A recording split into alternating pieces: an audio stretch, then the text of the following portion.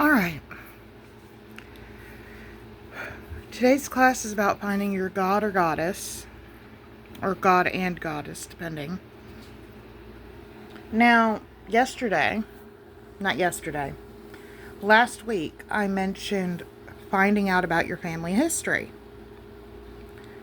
That comes in big with today's lesson.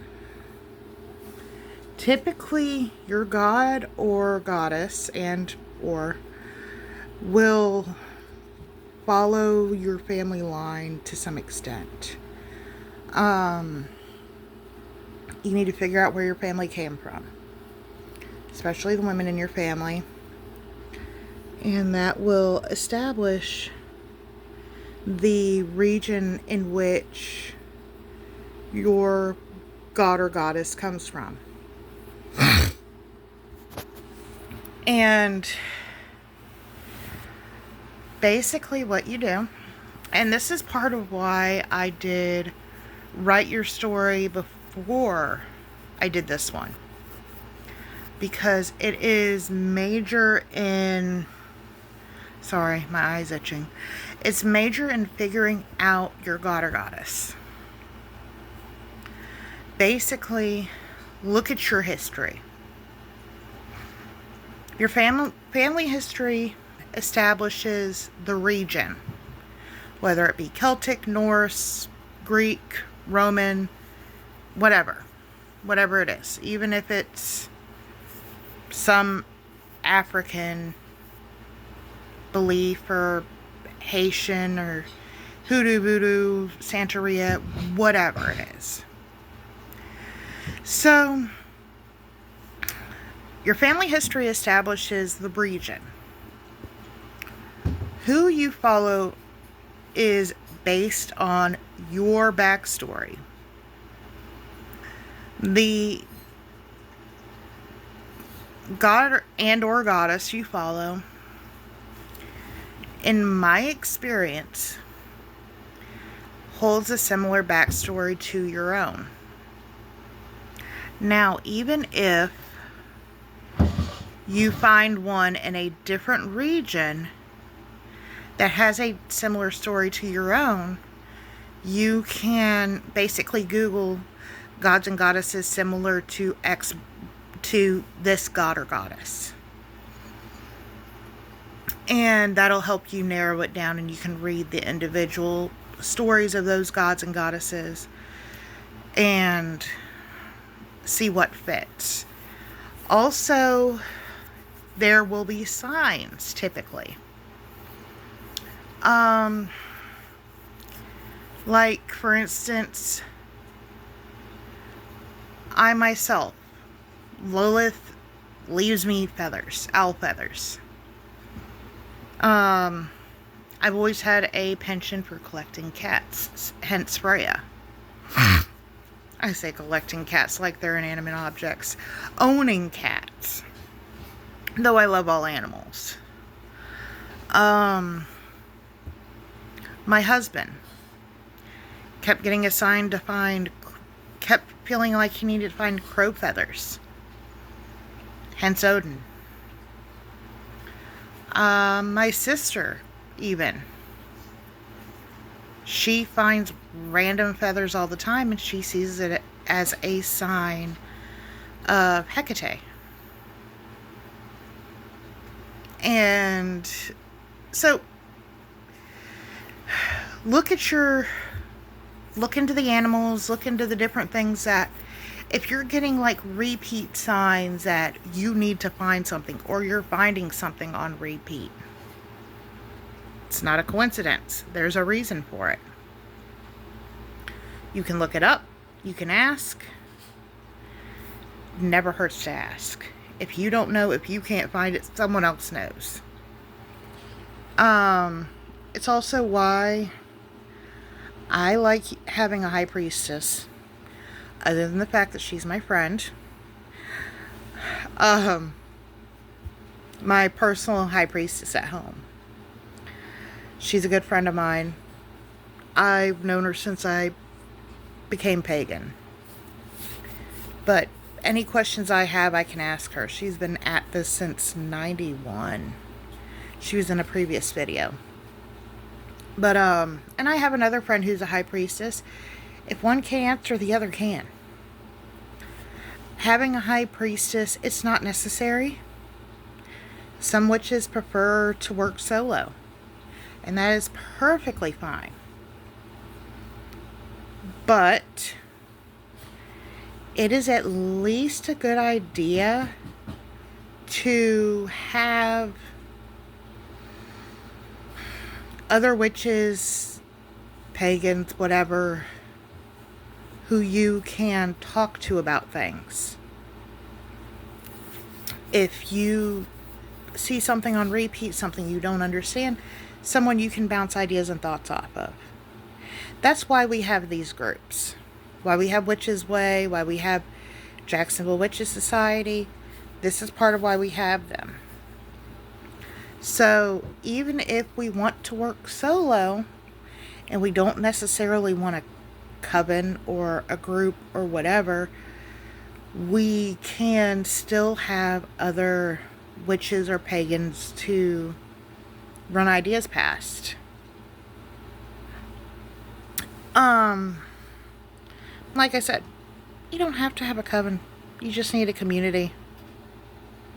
And it's a wonderful thing about this. Even here, for anyone who isn't in either of the groups that I mentioned and is just happening along, hop in the comments. If you have questions, hop in the comments and ask. And please do not forget to subscribe and like if you want more. My subscription count at the moment is low. We are working on it. That way I don't have to fight with StreamYard anymore. And I can actually do my lives on YouTube, which I want to be able to do. Let me rephrase. I want to be able to start doing through YouTube before I start doing the field trips with the Jacksonville Witches Society. Because that way I can live record what I'm doing while I'm at the field trips. So everybody can see, not just the people in Witches Way. But anyways, back to the main point. So, you know your family history, so you know your region. And you can always jump further back into your family history if, like, you don't have to know necessarily the exacts. Just go, okay, ask your parents, whomever, where did I come from? What are my nationalities? You'll probably get something along the lines of English, Irish. Go, where did they come from? Okay, well, this one came from Germany, this one came from Norway, or this one came from Africa, or this one came from Asia. That's where you start getting into details of, okay, so this is my starting point. You don't just want to know where they came here from, but at least one step back from that. So, you got your region. You figured that out. And you're glancing through the mythology of that region, of the gods and the goddesses and things of that nature. You've been writing in your journal about your past, trying to find stories that line up with yours, and all of a sudden, you're seeing signs. Feather here. You realize you have a trend of a type of animal you adopt. I mean, you have a strange, odd interest in a specific type of animal. It's probably a sign. Look up animals, offerings, things of that nature. Not just the history, but look up everything. When you figure out who you think it is, and sometimes you don't find them, they find you. It's not an overnight thing. It's not always simple. Occasionally, you just gotta wait and they'll find you and you'll see signs. I know my husband, he's been pagan longer than I have, and he just found his God. He just figured out that it was Odin. And it took my high priestess explaining to him that the crow, wanting to find a crow feather is a sign. Sometimes you just gotta look into the weird obsessions that don't even make sense to you, that just all of a sudden pop up. And it'll just be a little voice in your head telling you you need to do something. You need to find something. It's not necessarily a voice in your head. It's your God or goddess telling you what you need to find. Or giving you a hint of who it is. If you draw, maybe you'll get inspiration to draw something on repeat, and that might be your sign. It could be anything.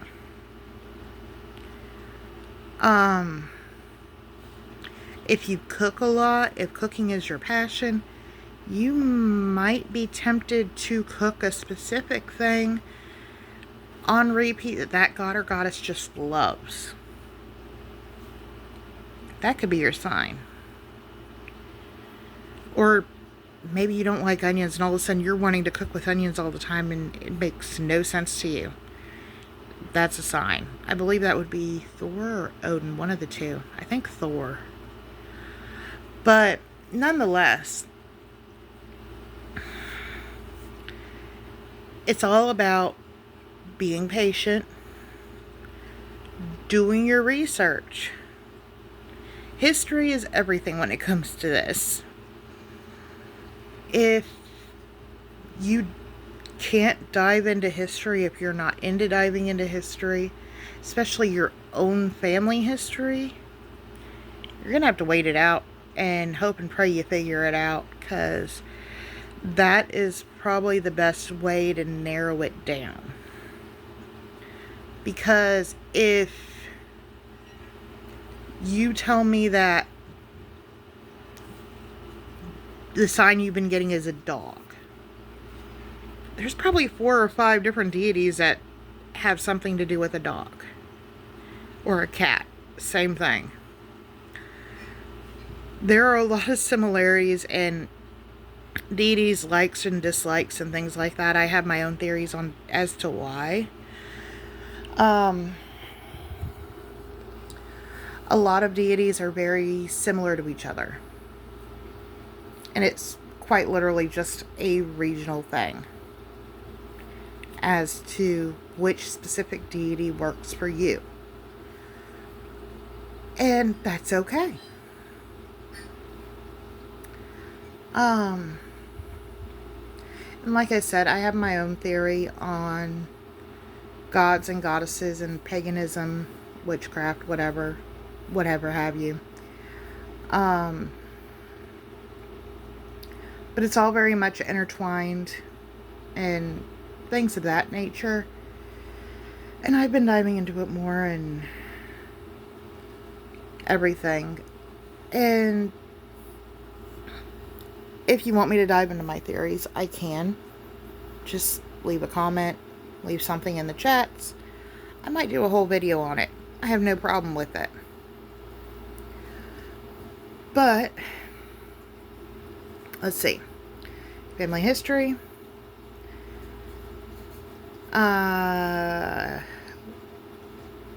Your past history. Random things popping up. It takes time. I think we've covered all the bases.